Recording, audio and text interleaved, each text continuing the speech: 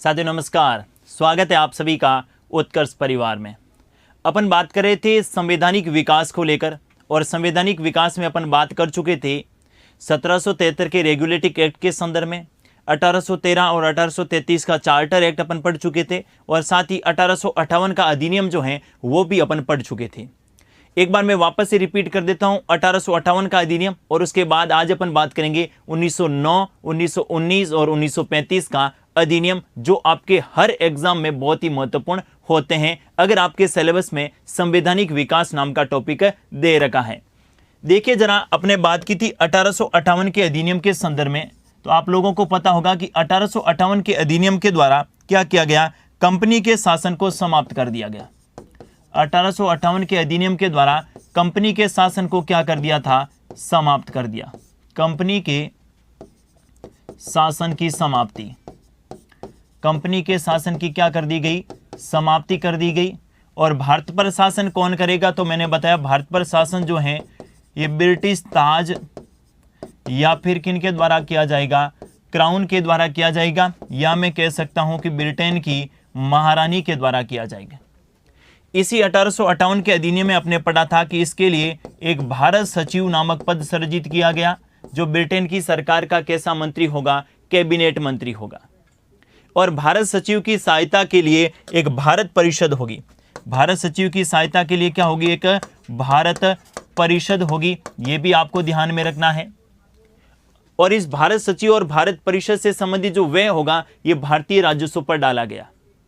इनके साथ ही अपने बात की थी कि बजट निर्माण के संदर्भ में भी क्या दी गई, स्वीकृति प्रदान की गई। लेकिन बजट निर्माण के संदर्भ में केवल स्वीकृति प्रदान की गई थी, बजट के संदर्भ में ज्यादा शक्तियां प्रदान नहीं की गई थी। और इसके बाद 1861 में लॉर्ड कैनिंग के समय ही वित्त सचिव विल्सन के द्वारा भारत में पहला बजट भी पेश किया गया।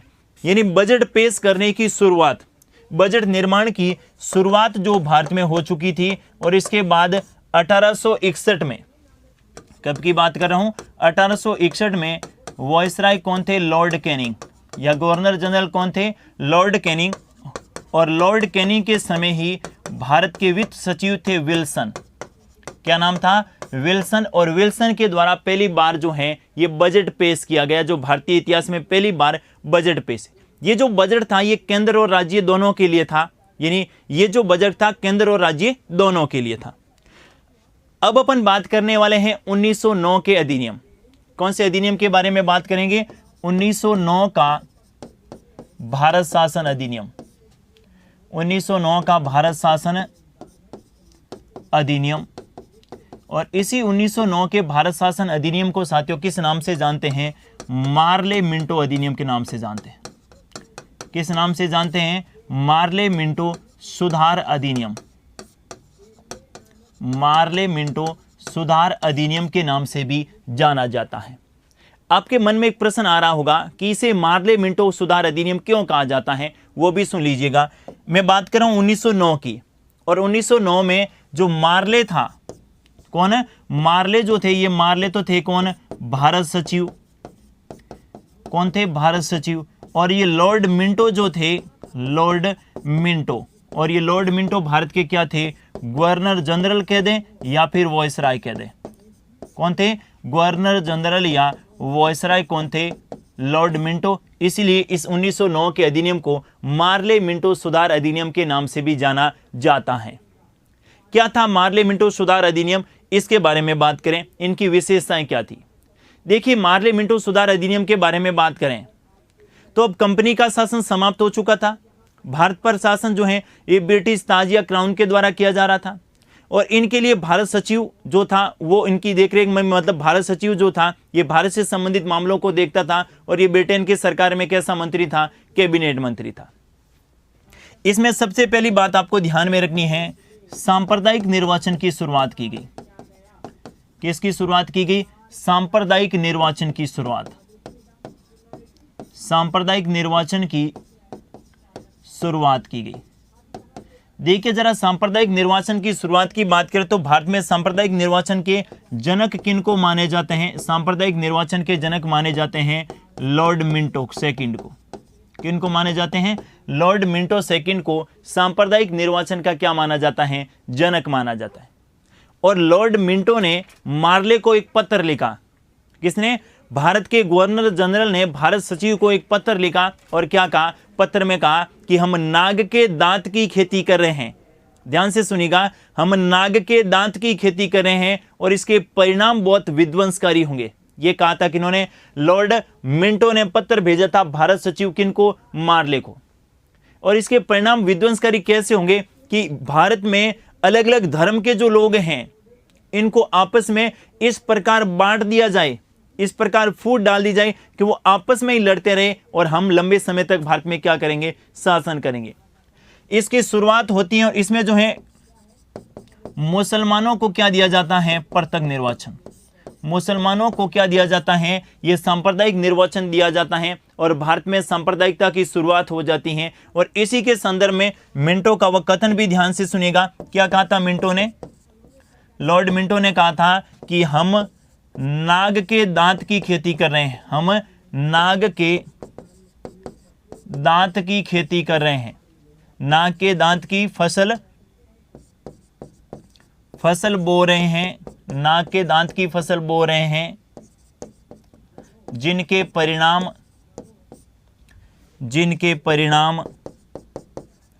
विध्वंसकारी होंगे। जिनके परिणाम क्या होंगे? विध्वंसकारी होंगे। इस बात को थोड़ा सा आपको ध्यान में रखना है। मिंटो ने कहा था, किनको पत्र भेजा था? मार्ले को। किनको पत्र भेजा था? मार्ले को पत्र भेज के क्या कहा? हम नाग के दांत की फसल बो रहे हैं और इसके परिणाम बहुत विध्वंसकारी होंगे। अर्थात हम मुसलमानों को प्रत्यक्ष निर्वाचन या सांप्रदायिकता के आधार पर प्रत्यक्ष निर्वाचन दे रहे हैं, जिसके कारण हिंदू और मुसलमानों में आपस में वैमनस्य बढ़ेगा और हम तो यही चाहते हैं कि आपस में उलझे हुए रहें।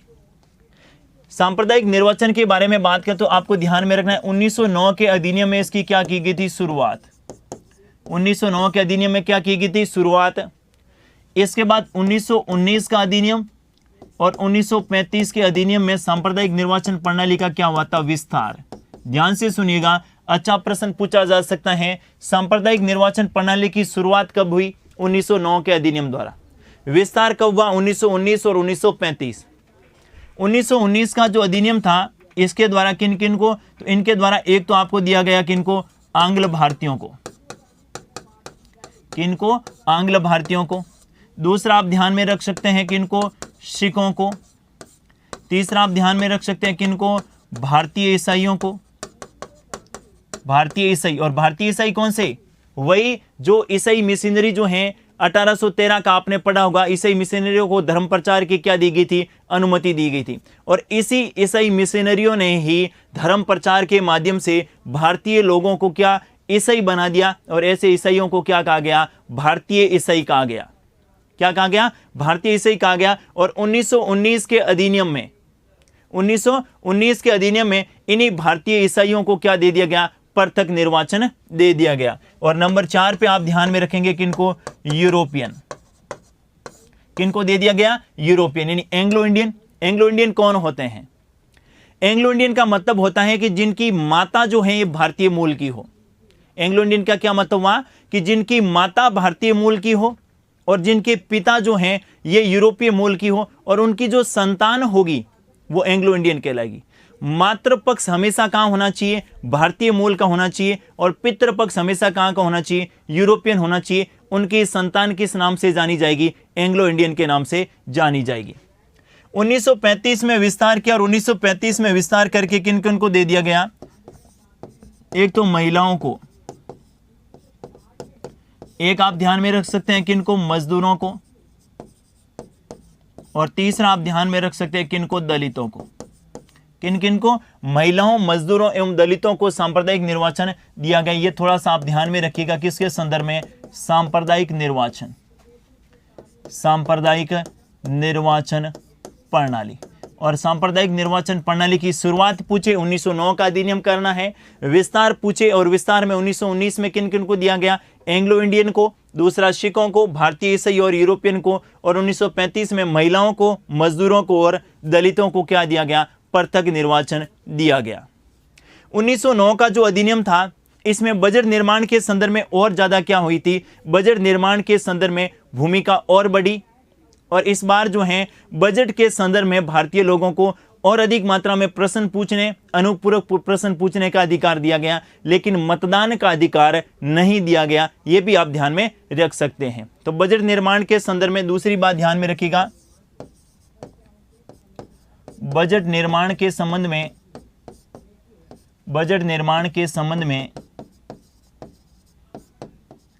संबंध में भारतीयों की भूमिका बढ़ी, भारतीयों की भूमिका, बजट निर्माण के संदर्भ में भारतीयों की भूमिका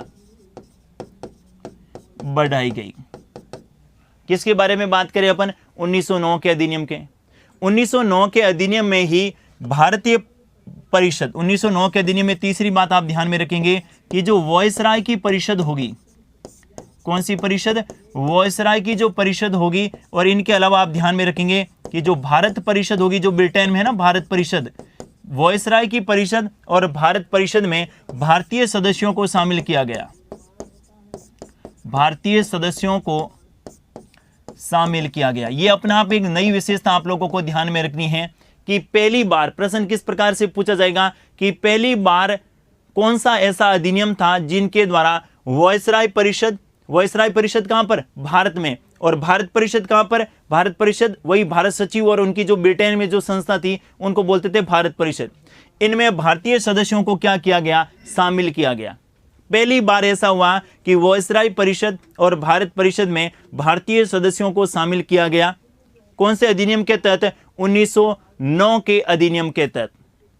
और ये जो भारत परिषद थी, इस भारत परिषद में भारतीय सदस्य, ध्यान से सुनिएगा, सत्येंद्र प्रसाद सिन्हा, किसको शामिल किया गया था? सत्येंद्र प्रसाद सिन्हा को शामिल किया गया था। सत्येंद्र प्रसाद सिन्हा को क्या किया गया था? शामिल किया गया था। यह भी आप ध्यान में रख सकते हैं। भारत परिषद, और भारत परिषद कहां पर थी? लंदन में। और भारत परिषद का मुखिया कौन था? भारत परिषद का मुखिया कौन हुआ करता था? भारत परिषद का मुखिया हुआ करता था भारत सचिव। कौन हुआ करता था? भारत सचिव। और ये जो भारत सचिव था, ये ब्रिटेन की सरकार का कैसा मंत्री हुआ करता था? कैबिनेट मंत्री। और इसी भारत सचिव को भारत मंत्री के नाम से भी जाना जाता है। इस बात को भी आपको ध्यान में रखना है। तो ये जो 1909 का अधिनियम था, इसमें भारत में जो नरमदली लोग थे, जो आपने देखा होगा, एक तो नरम दल और एक गरम दल, नरमदल लोगों को अपने पक्ष में लेने के लिए अंग्रेजों द्वारा किया गया एक प्रकार का प्लान था, जिसमें भारत में एक गुट उनके पक्ष में आ जाए और वो और लंबे समय तक भारत में शासन कर सके। दूसरी, सांप्रदायिकता की निर्वाचन के कारण जो है इसके परिणाम बहुत विध्वंसकारी हुए। भारत में स्वराज्य के प्रति जागरूकता बढ़ी। और इसी 1909 के अधिनियम में प्रावधान था कि 10 वर्षों के बाद जो है इस प्रकार का एक अधिनियम और लाया जाएगा। 1909 के अधिनियम में क्या प्रावधान था कि 10 वर्षों के बाद अगला जो है ये सुधार अधिनियम लाया जाएगा। और इसी के अनुरूप जो है 1919 का कौन सा आया था? अगला 1919 का भारत शासन अधिनियम। 1919 का भारत शासन अधिनियम। इस 1919 के भारत शासन अधिनियम को मॉन्टेग्यू सेम्सफोर्ड अधिनियम कहा जाता है। किस नाम से जानते हैं इसे? मॉन्टेग्यू सेम्सफोर्ड। मॉन्टेग्यू सेम्सफोर्ड अधिनियम के नाम से जाना जाता है। मॉन्टेग्यू सेम्सफोर्ड अधिनियम के नाम से भी जाना जाता है, या मॉन्टेग्यू सेम्सफोर्ड सुधार अधिनियम के नाम से भी जाना जाता है। किसको? 1919 के भारत शासन अधिनियम को। अब बात आई कि इसको मॉन्टेग्यू सेम्सफोर्ड सुधार अधिनियम क्यों कहा जाता है। तो मैंने आप लोगों को बताया कि मॉन्टेग्यू जो थे, ये तो कौन थे? भारत सचिव। कौन थे? भारत सचिव। और दूसरा ध्यान से सुनिएगा, जो सेम्सफोर्ड थे, ये भारत के क्या थे? Governor general. सेम्सफोर्ड कौन थे? गवर्नर जनरल बोल दें या फिर वॉयसराय बोल दें, दोनों एक ही बात है, क्योंकि ब्रिटिश प्रांतों से मिलता था तो वो उसे गवर्नर जनरल बोलते थे, और देसी रियासतों से तो उसे क्या बोलते थे? वॉयसराय के नाम से जाना जाता है। इसके द्वारा क्या क्या प्रावधान किए गए वो महत्वपूर्ण है, ध्यान से सुनेगा। 1919 के अधिनियम के द्वारा पहली बात तो आपको ध्यान में रखना है, सांप्रदायिक निर्वाचन प्रणाली का विस्तार। पहली बात ध्यान में क्या रखेंगे? सांप्रदायिक निर्वाचन प्रणाली का विस्तार। सांप्रदायिक निर्वाचन प्रणाली का विस्तार। और सांप्रदायिक निर्वाचन प्रणाली का विस्तार करके किन किन को दिया गया, तो 1909 में जो है एक तो दिया गया किनको, एंग्लो भारतीयों को, एंग्लो इंडियन को। दूसरा आप ध्यान में रख सकते हैं किनको दिया गया, दूसरा आप ध्यान में रखेंगे सिखों को। तीसरा आप ध्यान में रखेंगे भारतीय ईसाइयों को, भारतीय ईसाइयों को। और नंबर 4 पे ध्यान में रखेंगे किनको दिया गया, यूरोपियन को क्या दिया गया, सांप्रदायिकता के आधार पर निर्वाचन प्रणाली में भाग लेने का अधिकार। लेकिन इन 1919 के अधिनियम की पृष्ठभूमि क्या रही वो भी थोड़ा सा जान लीजिएगा। 1919 के अधिनियम की पृष्ठभूमि ये रही कि इससे पूर्व यानी भारत के लोगों में अपने आप एक जागरूकता का संचार हो चुका था। भारत के लोगों में राष्ट्र प्रेम और राष्ट्रवाद के लिए एक जागरूकता का संचार का शुरुआत हो चुकी थी। उसके पीछे बहुत सारे कारण थे, ऐसे बहुत सारे कारण थे जो 1919 के अधिनियम की रूपरेखा जिन्होंने तैयार किया, जो आने के लिए प्रभावी कारण अपन मान सकते हैं। जैसे सबसे पहले मैं आपसे बात करूं, एक तो ये सांप्रदायिक निर्वाचन प्रणाली का आधार पर जो है 1909 के अधिनियम में जो प्रावधान किया गया था और मुसलमानों को सांप्रदायिकता के आधार पर निर्वाचन प्रणाली में भाग लेने का जो अधिकार दिया गया था, इससे भारत का एक बहुत बड़ा वर्ग असंतुष्ट हो गया था। भारत का एक बहुत बड़ा वर्ग असंतुष्ट हो गया और उन्होंने इस बात का विरोध किया कि सांप्रदायिकता के आधार पर निर्वाचन प्रणाली सही नहीं है। और उन्होंने अंग्रेजों का विरोध करना क्या कर दिया, शुरू कर दिया। और इसी के तहत और सुधार अंग्रेजों ने और भारतीयों को पक्ष में लेने के लिए सांप्रदायिक प्रणाली का क्या क्या विस्तार किया। अब का मुसलमान ही नहीं, विस्तार किया गया। अब एंग्लो इंडियन को भी अपने पक्ष में ले लिया, सिखों को भी ले लिया, भारतीय ईसाइयों को भी ले लिया और यूरोपियन को भी ले लिया। और भारत के वे लोग जो अभी तक ईसाई नहीं थे, दूसरे किसी भी धर्म से थे, अगर वो ईसाई धर्म ज्वाइन करना चाहते हैं, उनको भी सांप्रदायिकता के आधार पर निर्वाचन प्रणाली का क्या मिलेगा, लाभ मिलेगा। इसके बाद दूसरा 1919 के अधिनियम के आने का दूसरा मुख्य कारण, आपको पता है कि 1916 का कांग्रेस का अधिवेशन हुआ था। 1916 के कांग्रेस के अधिवेशन में दो मुख्य बातें आपको ध्यान में रखनी है। पहली बात तो आपको देखा होगा कि 1907 के कांग्रेस के अधिवेशन में नरम दल और गरम दल दोनों अलग अलग बंट गए थे। 1907 के कांग्रेस के सूरत अधिवेशन में नरम दल और गरम दल दोनों अलग अलग भागों में बंट गए थे। यानी कांग्रेस का क्या हो गया था, विभाजन हो गया था 1907 में। लेकिन 1916 में कांग्रेस के अधिवेशन में गरम दल और नरम दल वापस में क्या हो गए, समझौता हो गया। और 1916 के ही कांग्रेस के अधिवेशन में कांग्रेस एवं मुस्लिम लीग के मध्य भी क्या हुआ, समझौता हुआ। यह भी अपने आप में एक बड़ा कारण है। इनके अलावा और क्या रहा, तो इनके अलावा बाल गंगाधर तिलक ने एक आंदोलन की शुरुआत करी थी जिसको अपन बोलते हैं होम रूल आंदोलन। इसके माध्यम से भारतीय लोगों में राष्ट्र प्रेम और राष्ट्रवाद की संचार की भावना का क्या हुआ, विकास हुआ। और जिसके कारण जो है ये 1919 का मॉन्टेग्यू चेम्सफोर्ड अधिनियम लाना पड़ा। और क्या प्रावधान था, पहला प्रावधान ध्यान से सुनिएगा, सांप्रदायिक निर्वाचन प्रणाली का क्या किया गया, विस्तार किया गया। दूसरा देखिए, इसी 1919 के अधिनियम था कि भारत में एक लोक सेवा आयोग का गठन किया जाएगा। भारत में लोक सेवा आयोग का गठन, लोक सेवा आयोग का क्या किया जाएगा, गठन किया जाएगा। और लोक सेवा आयोग का गठन हुआ भी था। 1919 के अधिनियम के द्वारा लोक सेवा आयोग का गठन हुआ, लेकिन गठन होने के बाद लोक सेवा आयोग का गठन जिस उद्देश्य से किया गया था, उन उद्देश्यों की पूर्ति में लोक सेवा आयोग सही साबित नहीं हुआ। इसके लिए क्या किया गया, यानी गठन कब हुआ, 1919 में लोक सेवा आयोग का गठन होता है। इसके बाद में 1923 में यह विफल क्यों रहा, इसकी जांच के लिए एक ली कमीशन का गठन होता है। किसका गठन होता है, ली कमीशन का गठन होता है। और ली कमीशन ने कहा कि एक तो इसका नाम परिवर्तन करके क्या कर दिया जाए, नाम परिवर्तन करके 1926 में केंद्रीय लोक सेवा आयोग का गठन किया गया।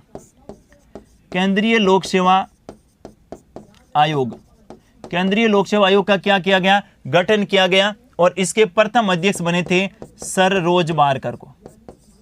किसको बनाया गया था, सर रोज बारकर को इस केंद्रीय लोक सेवा आयोग का क्या बनाया गया था, प्रथम अध्यक्ष। और केंद्रीय लोक सेवा आयोग का मतलब है सेंट्रल पब्लिक सर्विस कमीशन, जिसको मैं क्या कह सकता हूं, सीपीएससी। यानी भारत में लोक सेवा के गठन के संदर्भ में ये प्रयास शुरू हो चुके थे। 1919 में गठन हुआ, लेकिन ये कार्य करने में विफल रहा। तो 1923 में ली कमीशन का गठन किया गया और ली कमीशन की सिफारिश पर 1926 में जो है ये केंद्रीय लोक सेवा आयोग का क्या हुआ, गठन हुआ। और इसके बाद में अगला आपको ध्यान में रखना है कि 1935 में, कब, 1935 में आपको ध्यान में रखना है कि संघीय लोक सेवा आयोग का गठन हुआ। संघीय लोक सेवा आयोग का गठन, संघीय लोक सेवा आयोग का क्या किया गया, गठन किया गया। संघीय लोक सेवा आयोग का गठन किया गया कब, 1935 में, जिसको मैं कह सकता हूं फेडरल पब्लिक सर्विस कमीशन। और इसके बाद अगला आपको ध्यान में है कि 1950 में जो है ये किसका गठन हो गया, संघ लोक सेवा आयोग का। किसका गठन हो गया, संघ लोक सेवा आयोग का गठन कर दिया गया, जिसको मैं क्या कह सकता हूं, UPSC, union public service commission. तो भारत में लोक सेवा के संदर्भ में जो प्रावधान किया गया था वो 1919 के अधिनियम के द्वारा किया गया था। और इसी 1919 के अधिनियम के द्वारा भारत में लोक सेवकों की भर्ती के लिए लोक सेवा आयोग का क्या किया गया, गठन किया गया। और इसी लोक सेवा आयोग के गठन के लिए इसकी जब ये विफल रहा तो 1923 में जो है, 1923 में ली कमीशन का गठन हुआ, जिसकी सिफारिश पर 1926 में केंद्रीय लोक सेवा आयोग का गठन हुआ। और उसके बाद में जो है 1935 में संघीय लोक सेवा आयोग का गठन हुआ और 1950 में जो है ये संघ लोक सेवा आयोग, जिसको अपन क्या बोलते हैं, यूपीएससी बोलते हैं। और इनसे संबंधित संविधान में भी प्रावधान किया गया। भारतीय संविधान का कौन सा आर्टिकल, आर्टिकल 315, कौन सा अनुच्छेद, अनुच्छेद 315 में इसी संघ लोक सेवा आयोग के गठन से संबंधित प्रावधान किया गया है। अगली विशेषता देखिए जरा, अगली विशेषता के बारे में बात करें तो ध्यान से सुनिएगा। प्रांतों में द्वैध शासन की शुरुआत की गई। प्रांतों में द्वैध शासन, प्रांतों में द्वैध शासन की शुरुआत, प्रांतों में द्वैध शासन की क्या की गई, शुरुआत की गई। ये जो द्वैध शासन शब्द है ये क्या है, द्वैध शासन और द्वैध शासन क्या होता है और द्वैध शासन का विस्तार भारत में कैसा हुआ, सारा का सारा इसी में आपको क्लियर करना है। सबसे पहले इस द्वैध शासन के जनक कौन थे, द्वैध शासन के जनक माने जाते हैं लियोनिस कॉर्टिस को। किसको माने जाते हैं, लियोनिस कॉर्टिस को क्या माना जाता है, द्वैध शासन का जनक माना जाता है। द्वैध शासन का जनक किसको माना जाता है, लियोनिस कॉर्टिस को माना जाता है। और लियोनिस कॉर्टिस ने ही डायरकी में द्वैध शासन नाम की एक पुस्तक भी लिखी थी, डायरकी में द्वैध शासन। इसके बाद आपको ध्यान में रखना है कि द्वैध शासन की शुरुआत के संदर्भ में आपको दो बातें ध्यान में रखनी है। एक तो ध्यान में रखना है 1919 का एक्ट और एक ध्यान में रखना है 1935 का एक्ट। एक तो कौन सा, 1919 का अधिनियम और एक 1935 का अधिनियम। 1919 के अधिनियम के द्वारा प्रांतों में द्वैध शासन की शुरुआत,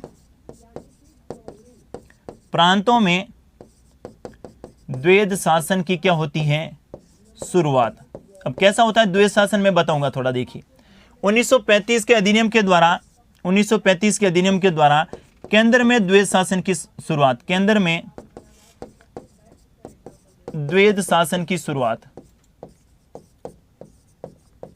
केंद्र में द्वैध शासन की शुरुआत और प्रांतों में द्वैध शासन समाप्त। प्रांतों में द्वैध शासन क्या किया गया, समाप्त किया गया, अर्थात प्रांतों को क्या प्रदान कर दी गई, स्वायत्तता।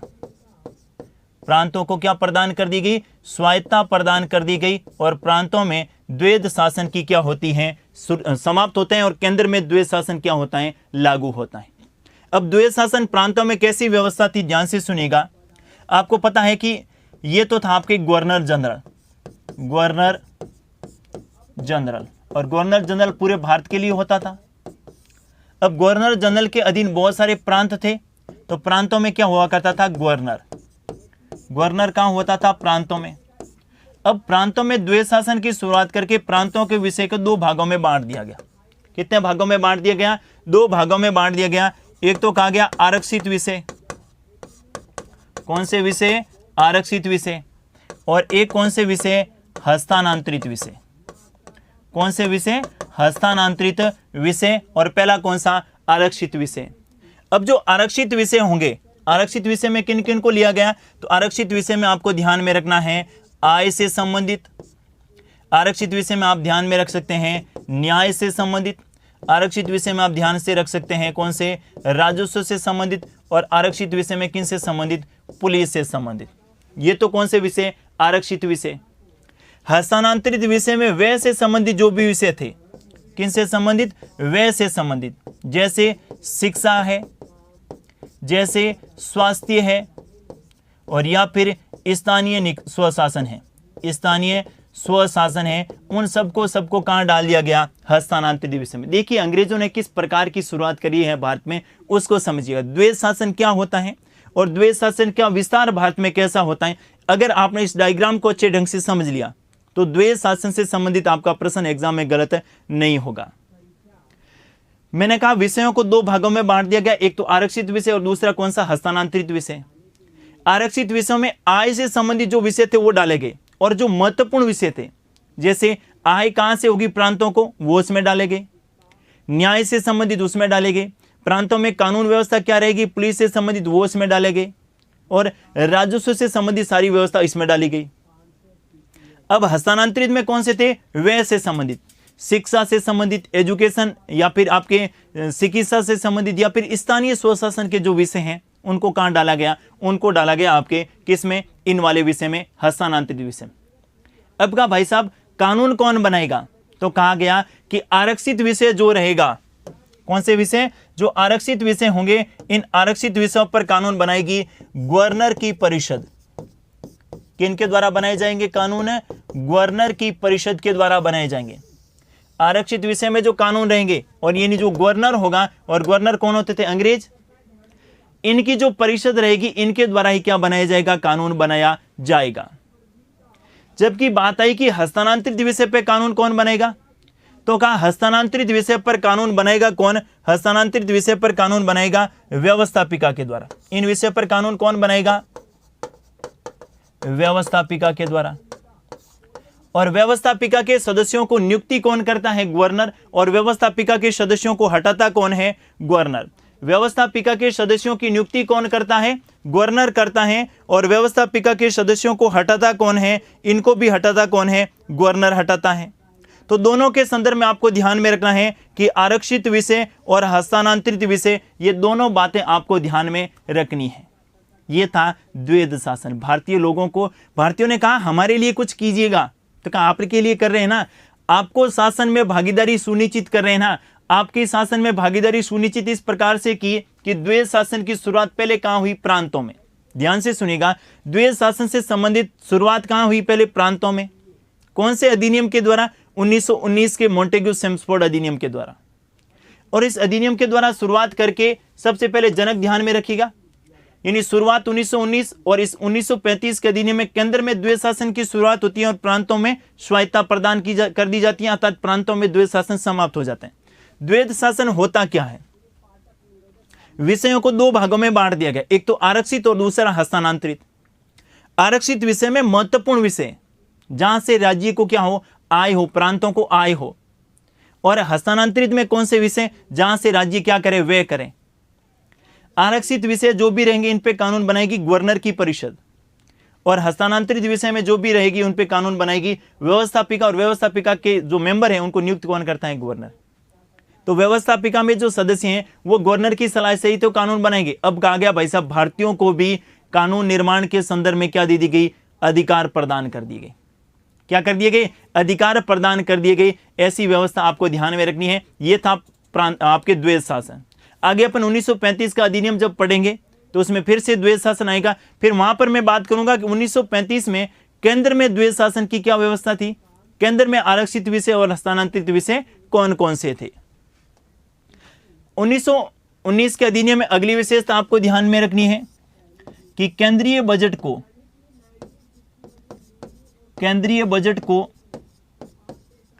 राज्य बजट से पृथक कर दिया।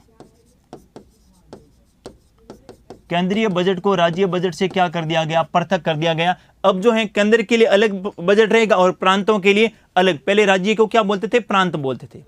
तो केंद्रीय बजट को प्रांतों के बजट से क्या कर दिया गया, अलग अलग कर दिया गया। कौन से अधिनियम के द्वारा, 1919 के अधिनियम के द्वारा।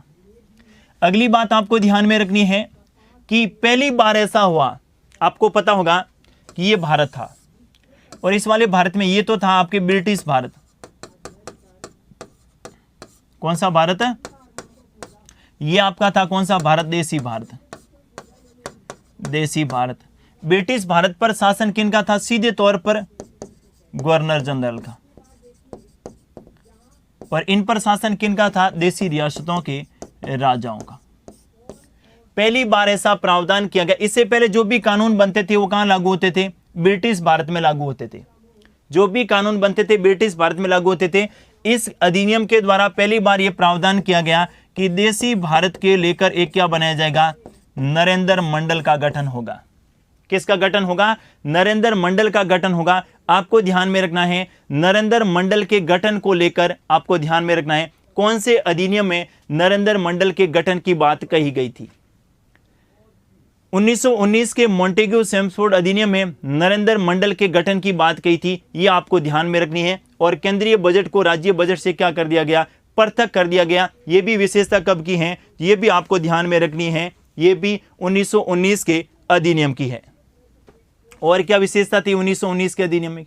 1919 के अधिनियम में प्रावधान किया गया कि जो भारत सचिव और उनकी जो भारत परिषद होगी उनका व्यय, आप लोगों को पता हो तो व्यय जो है इससे पहले भारतीय राजस्व से खर्च होता था।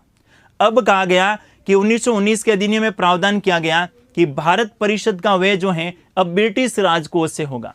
ध्यान से सुनिएगा, अगली विशेषता ध्यान से सुनिएगा। भारत परिषद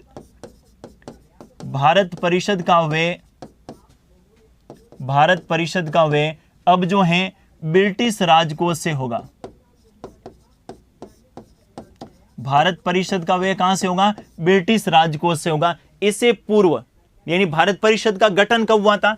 1858 में भारत परिषद का गठन होता है और 1858 से 1919 तक भारत परिषद से संबंधित व्यय जो हैं ये किस पर तय था? भारतीय राजकोष पर। भारतीय राजकोष से दिया जाता था। लेकिन 1919 से लगाकर 1947 तक अपन कहें तो हालांकि भारत परिषद को पहले ही समाप्त कर दिया था, लेकिन भारत सचिव का पद था। इसका व्यय जो है अब किस पर डाल दिया गया? ब्रिटिश राजकोष पर। किस पर डाल दिया गया? ब्रिटिश राजकोष पर डाल दिया गया। यह भी आपको ध्यान में रखनी है। अगली बात कही गई, भारत परिषद में सदस्यों की संख्या तय कर दी गई।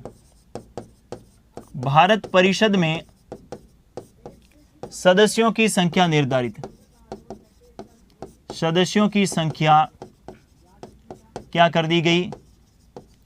निर्धारित कर दी। भारत परिषद में सदस्यों की संख्या निर्धारित कर दी गई। अब कहा गया कि भारत परिषद में न्यूनतम सदस्यीय संख्या कितनी होगी? 8 होगी। और भारत परिषद में अधिकतम सदस्यीय संख्या कितनी होगी? तो कहा गया भारत परिषद में अधिकतम सदस्य कितने होंगे? 12 होंगे। अर्थात भारत परिषद में न्यूनतम और अधिकतम सदस्यीय संख्या क्या कर दी गई? निर्धारित कर दी गई। यह भी आपको ध्यान में रखना है।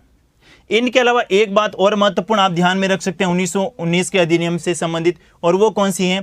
भारत सचिव की सहायता के लिए, भारत सचिव की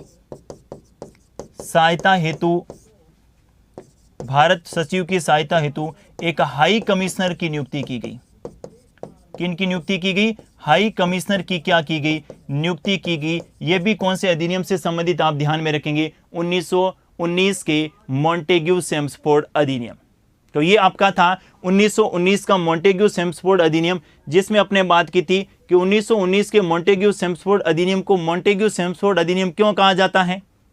तो मैंने आपको बताया कि इसमें जो है भारत सचिव मॉन्टेग्यू थे और चेम्सफोर्ड इसके क्या थे? गवर्नर जनरल थे। इसलिए इसे मॉन्टेग्यू चेम्सफोर्ड सुधार अधिनियम के नाम से भी जाना जाता है।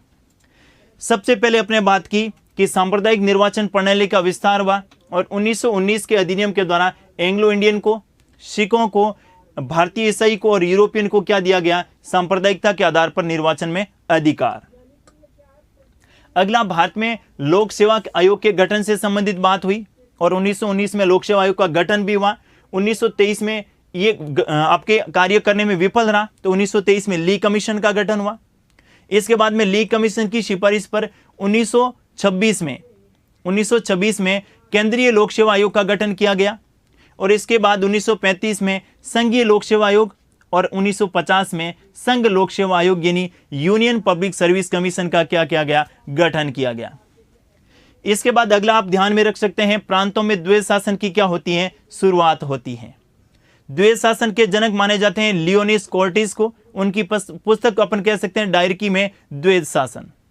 प्रांतों में विषय जो थे इनको दो भागों में बांट दिया गया, एक तो आरक्षित और दूसरा कौन सा, हस्तांतरित। आरक्षित विषय पर कानून बनाएगी गवर्नर की परिषद और हस्तांतरित विषय पर कानून बनाएगी व्यवस्थापिका। इनके बाद केंद्रीय बजट को राज्य बजट से क्या कर दिया गया, पृथक कर दिया और एक नरेंद्र मंडल की स्थापना से संबंधित बात की गई। लेकिन आपको ध्यान में रखना है कि नरेंद्र मंडल अस्तित्व में नहीं आया, देशी रियासतों ने इसका क्या किया था, विरोध किया था। अगली बात आप ध्यान में रख सकते हैं कि भारत सचिव का जो व्यय है, भारत परिषद का जो है, ये व्यय किस पर डाल दिया गया, ब्रिटिश राजकोष पर। इससे पहले भारत परिषद का जो व्यय था ये भारतीय राजकोष से जाता था, लेकिन अब व्यय कहां से जाएगा, ब्रिटिश राजकोष से। भारत परिषद में सदस्यों की संख्या निर्धारित कर दी गई, न्यूनतम सदस्य संख्या 8 और अधिकतम कितनी, 12। और भारत परिषद की सहायता के लिए क्या होगी, एक हाई कमिश्नर की नियुक्ति होगी। अब इसके बाद शुरुआत होती है और इसमें यह भी प्रावधान था, कि 10 वर्षों के पश्चात इस प्रकार का एक और आयोग जो है, इस प्रकार के एक और अधिनियम जो है ये भारत में लाया जाएगा सुधारों से संबंधित। लेकिन जैसे ही 1919 में लागू हुआ, इसके बाद में स्वराज की मांग, किसकी मांग, स्वराज की मांग, और स्वराज की मांग के साथ में राष्ट्रवाद की भावना भारत में बहुत ही तेज गति से फैली। और आपको पता होगा गांधी जी ने एक आंदोलन की भी शुरुआत करी थी इसी 1919 के अधिनियम के बाद में। 1920 में गांधी जी ने किसकी शुरुआत हो गई थी, 1920 में गांधी जी ने असहयोग आंदोलन की शुरुआत कर दी थी। किसकी शुरुआत कर दी थी, असहयोग आंदोलन की क्या कर दी थी, शुरुआत। असहयोग आंदोलन की क्या कर दी थी, शुरुआत कर दी थी। यानी 1935 के अधिनियम की पृष्ठभूमि पढ़ रहे हैं अपन कि 1935 का अधिनियम क्यों अस्तित्व में आया, उनकी पृष्ठभूमि क्या रही थी, इसके लिए देखिए जरा।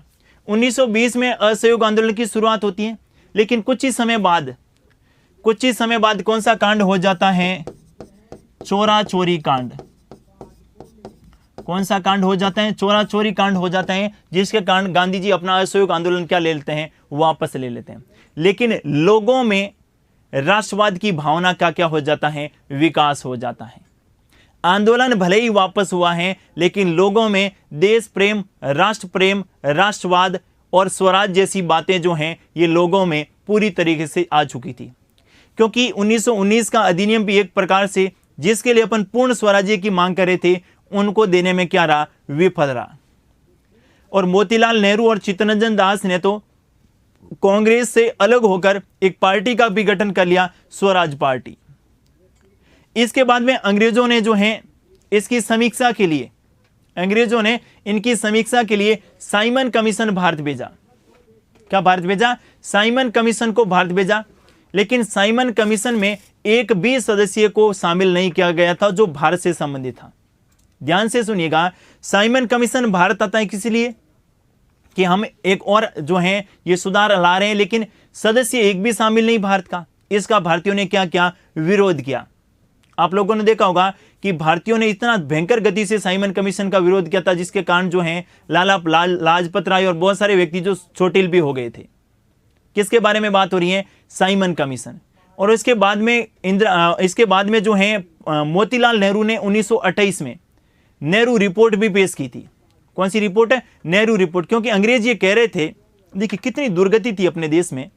अंग्रेज ये कह रहे थे, भारत मांग कर रहे थे कि हमें स्वराज्य किसी कम कुछ भी स्वीकार नहीं होगा, हमें जो है पूर्ण स्वराज्य चाहिए, हमें हमारा संविधान चाहिए, राजनीतिक क्षेत्रों में हमें अधिकार चाहिए, और भारत के लोगों का राजनीतिक भविष्य स्वयं भारतीयों द्वारा तय किया जाएगा। ये भारतीय लोग कह रहे थे। अब अंग्रेजों ने कहा भारतीय कौन, भारतीयों का मतलब हम किसको समझे, हिंदुओं को समझे, मुसलमानों को समझे, सिखों को समझे, बौद्ध को समझे, जैन को समझे, हिंदुओं में भी किन को समझे, दलितों को समझे, किन को, भारतीयों का मतलब कौन। और जब संविधान बनाओगे तो कैसे बनाओगे, तुम तो पूरी तरीके से असभ्य हो, तुम्हें पता ही नहीं है संविधान का निर्माण कैसे होता है। तुम तो ये इस बात का शुक्र मानो कि हम यहाँ हैं, इसलिए तुम जो हैं थोड़े से सभ्य हुए अब, और थोड़ा से सभ्य होते ही तुमने कानूनों के निर्माण के बारे में बात करना शुरू कर दिया। मोतीलाल नेहरू से ये बात सहन नहीं हुई। एक अंग्रेज अधिकारी था बर्केन हेड, क्या नाम था अंग्रेज अधिकारी का? अंग्रेज अधिकारी का नाम था बर्केनहेड। बर्केनहेड। बर्केनहेड ने भारतीय लोगों को खुली चुनौती दी थी कि अगर तुम इतना ही संविधान कर रहे हो तो एक संविधान का निर्माण कर दो, और इस संविधान को अगर आपके जितने भी ये बटे हुए धर्म के आधार पर तुम जो बटे हुए हो ना, और विशेष रूप से तुम मुस्लिम लीग और कांग्रेस दोनों से स्वीकार करवा देना, हम इसको मान जाएंगे कि आपका संविधान बनाने में, आप कानून निर्माण में परिपूर्ण हो। मोतीलाल नेहरू जी ने इस चुनौती को स्वीकार किया। मोतीलाल नेहरू जी ने इस चुनौती को स्वीकार किया और एक रिपोर्ट तैयार की जिसे क्या कहा गया? नेहरू रिपोर्ट कहा गया। जिसे क्या कहा गया? नेहरू रिपोर्ट कहा गया। लेकिन नेहरू रिपोर्ट को जैसे ही लाया गया, उसका विरोध किन्होंने किया? सबसे पहले मोहम्मद अली जिन्ना ने। किन्होंने विरोध किया? मोहम्मद अली जिन्ना ने नेहरू रिपोर्ट का विरोध किया, और मोहम्मद अली जिन्ना ने नेहरू रिपोर्ट का विरोध करते हुए 14 सूत्रीय मांग पत्र क्या जारी कर दिया? 14 सूत्रीय मांग पत्र जारी कर दिया।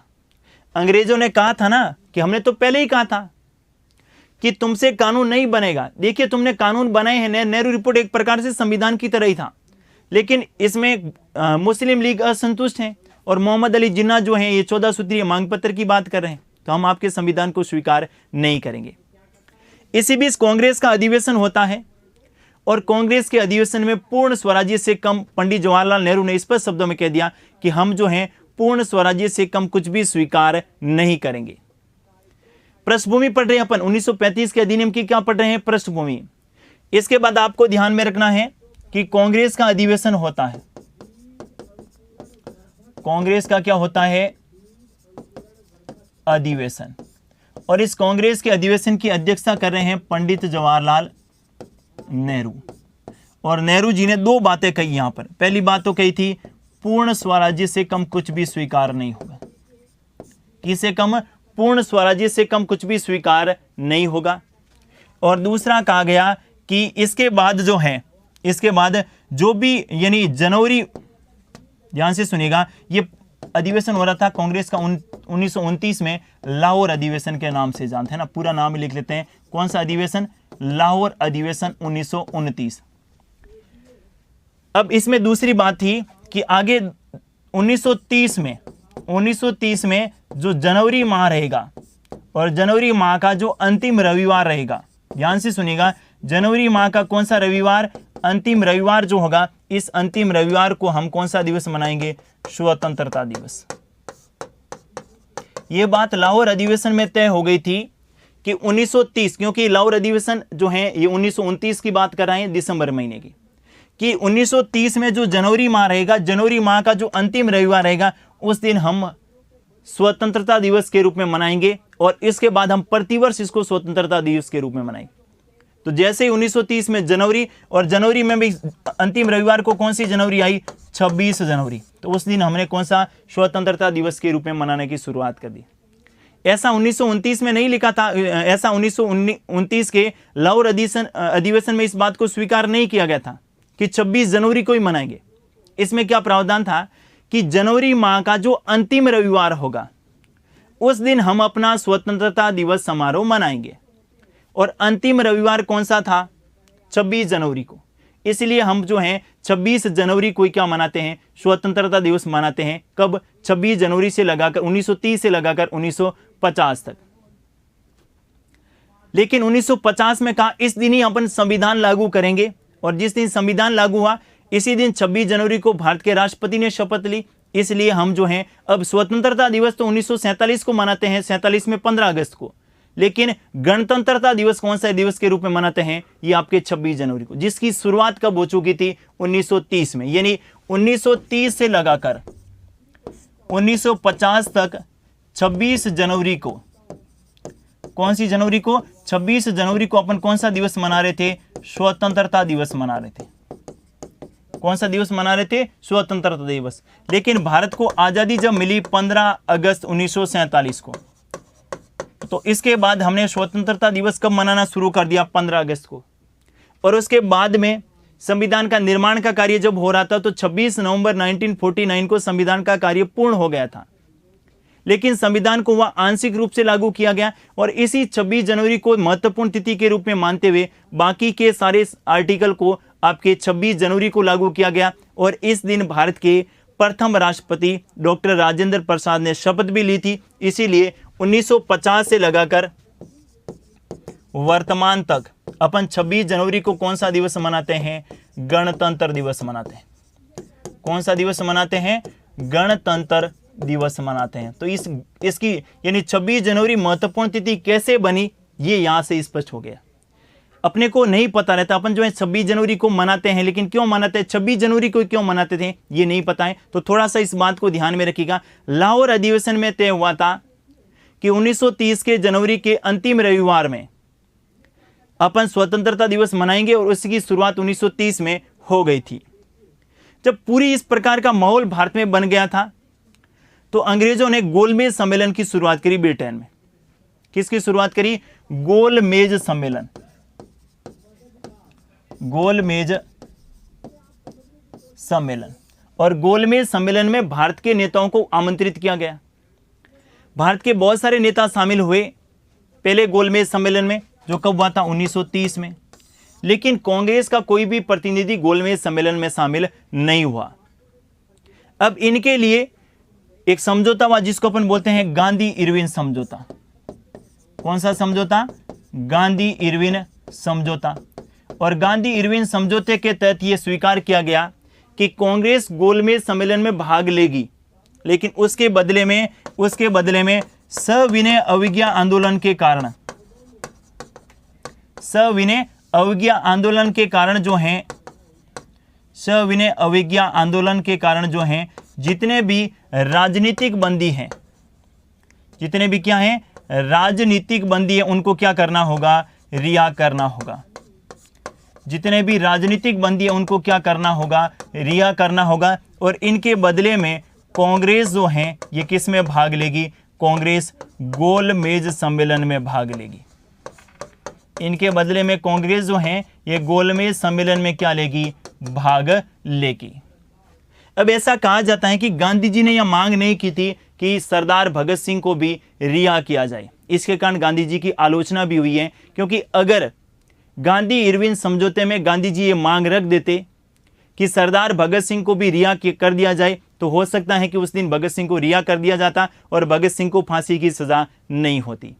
इस कारण से लोग जो हैं गांधी जी की क्या करते हैं? आलोचना भी करते हैं। कौन से समझौते को लेकर? गांधी इरविन समझौता। इसके बाद में 1931 का जो गोलमेज सम्मेलन हुआ था, 1931 के गोलमेज सम्मेलन में कांग्रेस ने भाग लिया था। एकमात्र गोलमेज सम्मेलन जिसमें कांग्रेस ने भाग लिया 1931 के गोलमेज सम्मेलन में। इसके बाद 1932 के गोलमेज सम्मेलन में भी कांग्रेस ने भाग नहीं लिया और 31 में गांधी जी बीच में छोड़ के आ गए थे। किसको लेकर? सांप्रदायिकता को लेकर। यहां पर कहा गया कि दलितों को भी सांप्रदायिकता के आधार पर क्या दिया जाएगा? पृथक निर्वाचन दिया जाएगा। या इसके गांधी जी ने विरोध किया और अंबेडकर साहब और गांधी जी के बीच में थोड़ी सी वहां पर दिक्कत भी हुई और इसके बाद में गांधी जी बीच में ही गोलमेज सम्मेलन छोड़कर के आगे भारत आ गए। इसके बाद भारत आता है सांप्रदायिक पंचायत। भारत में लागू होता है सांप्रदायिक पंचायत 1932 में। और सांप्रदायिक पंचायत से तो गांधी जी इतने दुखी हुए कि उन्होंने पुणे के यरवदा जेल में आमरण अनशन शुरू कर दिया। इसके बाद में गांधी जी और अंबेडकर के बीच में राजेंद्र प्रसाद की मध्यस्थता करके प्रसाद जी ने जो है इनके बीच में समझौता करवाया, जिसको अपन क्या बोलते हैं? पूना पैक्ट के नाम से जानते हैं। किस नाम से जानते हैं? पूना पैक्ट के नाम से जानते हैं। तो इसके बाद जो है अंग्रेज तो इसी बात को लेकर, अंग्रेजों ने कहा अब बढ़िया मौका है। अंग्रेजों ने क्या कहा? अब बढ़िया मौका है, हिंदू को भी अलग अलग दो टुकड़ों में बांट दिया जाए, एक तो दलित और दूसरा कौन सा? इनके अलावा जो भी रहेंगे। तो अब आता है ये पृष्ठभूमि, थोड़ी सी ध्यान में रखिएगा कि कैसे भारत में 1935 का अधिनियम आया और इसकी क्या पृष्ठभूमि रही थी। अब बात करते हैं 1935 का भारत शासन अधिनियम। 1935 का भारत शासन अधिनियम। 1935 के भारत शासन अधिनियम में सबसे पहले आपको ध्यान में रखना है सांप्रदायिक निर्वाचन प्रणाली का विस्तार। सांप्रदायिक निर्वाचन प्रणाली का विस्तार। सांप्रदायिक निर्वाचन प्रणाली का विस्तार किया गया। इस बार किन किन को, तो इस बार दलितों को, इनके अलावा मजदूरों को, और इनको अलावा महिलाओं को। किनको दिया गया? मजदूरों को, दलितों को और महिलाओं को क्या दिया गया? सांप्रदायिक निर्वाचन का क्या दिया गया? अधिकार दिया गया। कौन से अधिनियम में? 1935 के अधिनियम में। दूसरी बात सुनिएगा, दूसरी बात है केंद्र में द्वैध शासन लागू।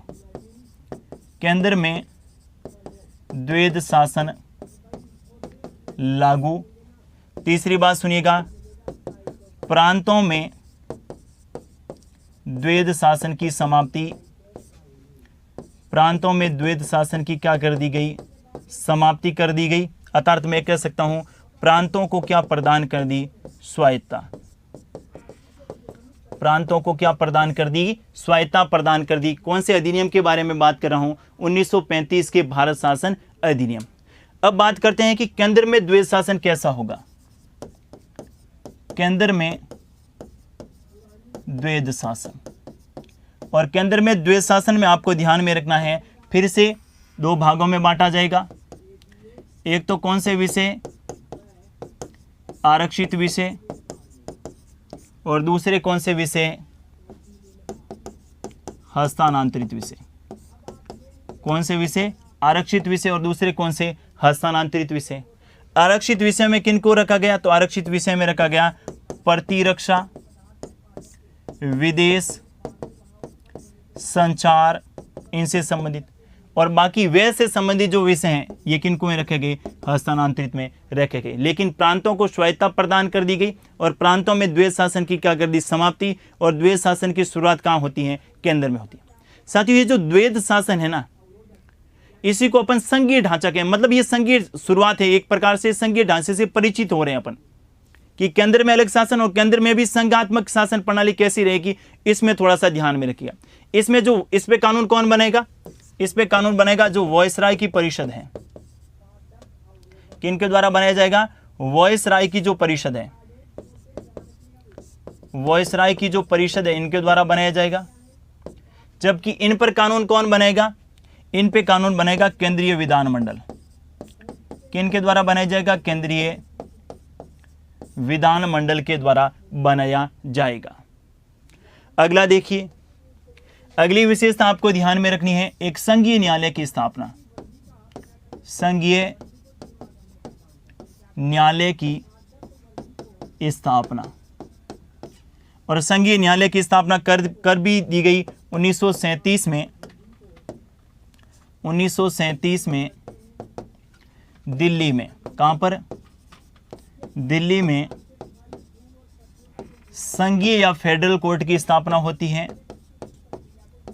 संघीय या फेडरल कोर्ट की क्या होती है? स्थापना होती है। और इस संघीय न्यायालय के प्रथम मुख्य न्यायाधीश, प्रथम मुख्य न्यायाधीश किसको बनाया जाता है? सर मॉरिस गवायर को। किसको बनाया जाता है? सर मॉरिस गवायर को बनाया जाता है। किसको बनाया जाता है? सर मॉरिस गवायर को क्या बनाया जाता है? प्रथम मुख्य न्यायाधीश बनाया जाता है। अब मैंने कहा ये संघीय न्यायालय क्यों है, इसे सुप्रीम कोर्ट क्यों नहीं कहा गया, तो इसको थोड़ा सा ध्यान में रखिएगा। इसको संघीय न्यायालय इसलिए कहा गया कि यह भारत का सर्वोच्च न्यायालय नहीं था। यह भारत का सर्वोच्च न्यायालय नहीं था। यह भारत का सर्वोच्च न्यायालय नहीं था। भारत का सर्वोच्च न्यायालय नहीं था क्योंकि संघीय न्यायालय के निर्णय के विरुद्ध, संघीय न्यायालय के निर्णय के विरुद्ध, संघीय न्यायालय के निर्णय के विरुद्ध ब्रिटेन की प्रीवी काउंसिल में अपील दायर कर सकते थे। ब्रिटेन की प्रीवी काउंसिल में अपील दायर की जा सकती थी। अपील दायर की जा सकती थी। इसलिए ये भारत का क्या नहीं है? सर्वोच्च न्यायालय नहीं है। ये कैसा न्यायालय है? संघीय न्यायालय है, जिसे अपन फेडरल कोर्ट कहते हैं। अगली विशेषता और सुनिएगा 1935 के संदर्भ में। 1935 के संदर्भ में अगली विशेषता आपको ध्यान में रखनी है, बर्मा को भारत से पृथक कर दिया। बर्मा को भारत से पृथक, बर्मा को भारत से पृथक, बर्मा को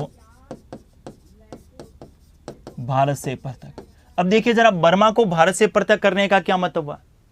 बर्मा को भारत से पृथक करने का मतलब हुआ कि ऐसा नहीं है कि बर्मा पहले भारत का हिस्सा था, बर्मा तो अलग ही था, लेकिन जो भी कानून ब्रिटेन की संसद के द्वारा बन के आते थे, जो भी कानून ब्रिटेन की संसद के द्वारा किन के लिए, भारत के लिए बनकर आते थे, वो भारत के साथ में और कहां पर लागू होते थे? बर्मा में भी लागू होते थे। जो भी कानून भारत के लिए ब्रिटेन की संसद में बनते थे, उससे पहले बहुत सारे बने, जैसे 1919, 1909, 1858, वो भारत के साथ साथ और कहां लागू होते थे? बर्मा में भी लागू होते थे। अब कहा गया भारत के लिए अलग कानून बनेगा और बर्मा के लिए अलग कानून बनेगा, अर्थात बर्मा को भारत से क्या कर दिया गया? पृथक कर दिया गया। अगली देखिए, दो नए प्रांत बनाए गए। दो नए प्रांतों का क्या किया गया? गठन किया गया। और दो नए प्रांत कौन कौन से थे? तो आप ध्यान से सुन सकते हैं कि एक तो सिंध और दूसरा कौन सा? उड़ीसा। दो नए प्रांत बनाए गए, कौन कौन से? एक तो सिंध और दूसरा कौन सा? उड़ीसा। इसको भी ध्यान में रखना है। अगली विशेषता देखिए, अगली आपको ध्यान में रखनी है, रिजर्व बैंक ऑफ इंडिया की स्थापना, आरबीआई की स्थापना। रिजर्व बैंक ऑफ इंडिया की स्थापना, रिजर्व बैंक ऑफ इंडिया की स्थापना जो है ये भी 1935 के अधिनियम के द्वारा की गई। अगली विशेषता देखिए, राज्यों के लिए निर्देशित उपकरण, राज्यों हेतु निर्देशित उपकरण, राज्यों के लिए निर्देशित उपकरण। और राज्यों के लिए निर्देशित उपकरण का क्या मतलब हुआ? ये जो आज अपन पढ़ रहे हैं ना, कौन से? Directive principle of state policy, जो राज्य के नीति निर्देशक तत्व, राज्य के नीति निर्देशक तत्व, राज्य के नीति निर्देशक तत्व, इनको 1935 के अधिनियम में राज्य के निर्देशित उपकरण के नाम से जाना जाता है। इस बात को भी आपको ध्यान में रखना है, क्योंकि 1935 से भारतीय संविधान में लगभग 250 से के लगभग आर्टिकल ग्रहण किए गए, उसमें जो हैं ये राज्य के निर्देशित उपकरण भी क्या थे? शामिल थे।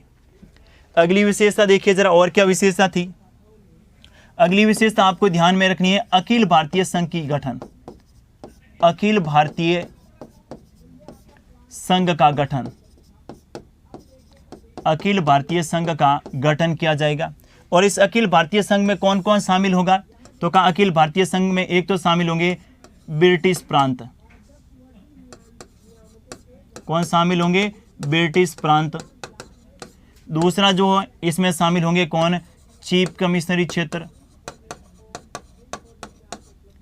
चीफ कमिश्नरी क्षेत्र। और तीसरा आप ध्यान में रख सकते हैं कौन शामिल होंगी? देसी रियासतें।